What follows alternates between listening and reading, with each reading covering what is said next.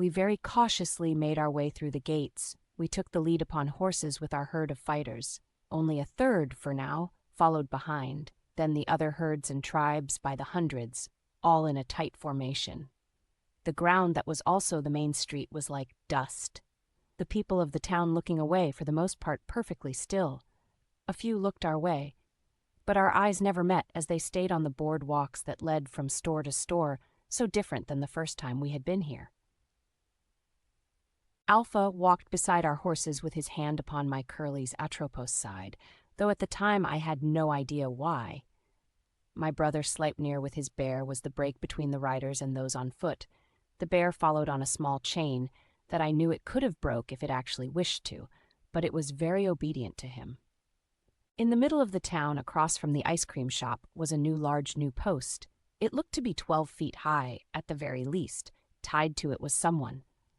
And as we grew closer, we saw it was Dr. Miele.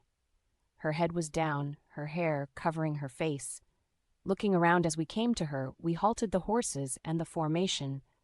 Colt jumped from his horse. From his boot he pulled a small knife. Speaking loud, he spoke out. "Is this how a town of healers and those who have been healed treat their own?" But not one townsperson came forward. No one uttered a word, with a great sigh to his breath. Colt taking the knife, he went to the thick ropes and began to cut them away. You could see she had tried to escape, but the ropes were too much. "Hey, Doc, you all right?" Colt whispered to her. I couldn't even tell if she was breathing. "Trap," she gasped as Colt answered, grabbing her up, as the last rope was cut and her body was falling limp. "Yeah, I know. You will ride with me? Do you know where Threepwood is?" But her body fell limp. Colt put her on the back of his horse as she came in and out of consciousness. From his side he gave her some water to drink from his canister. Her lips were peeling, looking like lizard skin as she drank plenty. "Threepwood?" Colt asked again, about to jump up on the horse. Miela looked to him and shook her head in defeat. "Well then, we will find him, and my promise still stands." The wind began to blow through the town. Till now it had been very still. The horses began to speak to one another and began to step with irritation. "What's that smell?" I heard one of Alpha's pack members by the name of Greypaw snarl. Alpha looked around. "That smell I know from the wars, it's rot." He nodded toward the wolf that acknowledged the smell. One of Alpha's top wolves. He was lanky but well built for his body size. His long black hair, slick and oily. Wolf followed him toward the strong smell. Strong smell. By now we were covering our noses with our arms. It was overwhelming. Why had we not smelled it before now? And what was it? Greypaw went to a townsperson, looking it up and down as it didn't move. It was a townswoman similar in height to him, except her red shoes with tall heels made him look up to her, moving the blonde hair from her, looking to her green eyes. "What are you?" He smelled her neck. She just blinked. Then, holding to her, he took one of his sharp nails, poking at her skin and meaning no harm. His nail went through her skin. A loud screech came from her mouth as she bit at him, making him in return grab her neck in his teeth, spitting a large chunk of her on the ground, with like a black blood seeping out like tar. Taking her to the ground as she continued to squeal, he stomped in her skull. I barely could watch it all happen until she was silent, spitting over and over again, wiping his mouth, showing his blackened teeth. Vile tasting things, death with movements of life. What has happened here? Alpha came over as her body seemed to still bubble out a noise. How is this a possibility? Just then the town's clock chimed with each bell. The other dead began to move a few steps and head in unascend toward us. "This isn't good," I could hear someone say. The wolves, not to wait for an invitation, was the first to attack as the things we eventually named Death Breathers. I couldn't believe we had missed it as the wolves fought and others joined. I just looked at it like a dream. I could see now the rotted flesh, the eyeballs nearly out of socket, the close soaked in fluids. Go for the left of the neck. One of the wolves held in his hand a chunk of flesh inside. Something blue was beeping as he started. After another one. Everyone that heard him started doing the same, but bodies were piling up on both sides. I could see Az taking out 3 with his bear at the same time. It looked to be a family, the bear stomping them into the earth till a body was no longer discernible. Mealy came around, Colt trying to keep her still, but she was behind him and wrapped her arm around his neck and holding to his other arm. "If I can't get them to kill you, then I shall," she hissed. Colt was tossing to and fro till they fell to the ground. Diligence reared and ran through the town.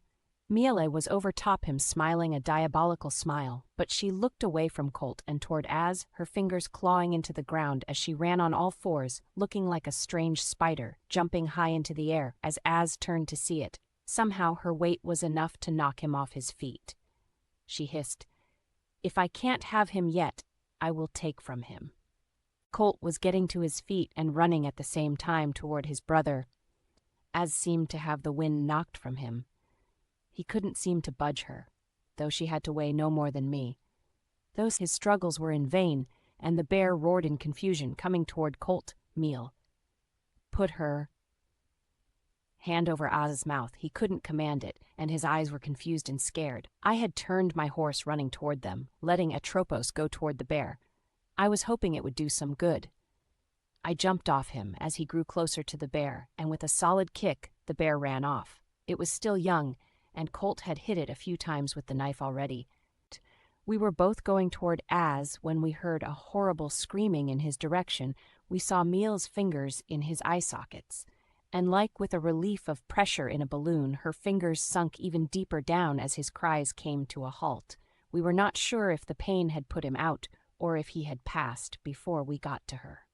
A wolf boy jumped to her back, ripping and clawing to her neck as she fell to her side. He spat out a piece of her skin, and a blue light stopped blinking.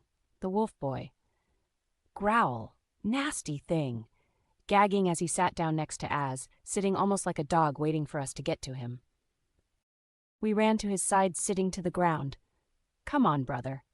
Colt patted his face. Tears fell down to the ground. "Come on, Az," I whispered as Colt slightly tapped his face, but nothing.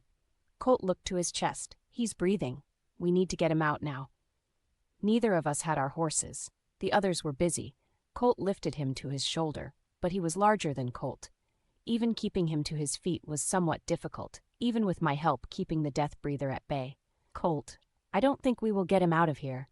Colt looked about. He won't survive long this way. He needs medical." As we slowly started trying to find a path around the main fighting, Alpha looked to us. "Put him on the ground. I won't leave my brother. Shut up, cub, let me show you the way." Colt slowly laid Az down. Alpha smirked, laying beside him, and with a strange twist I could never duplicate, he had Az on his back.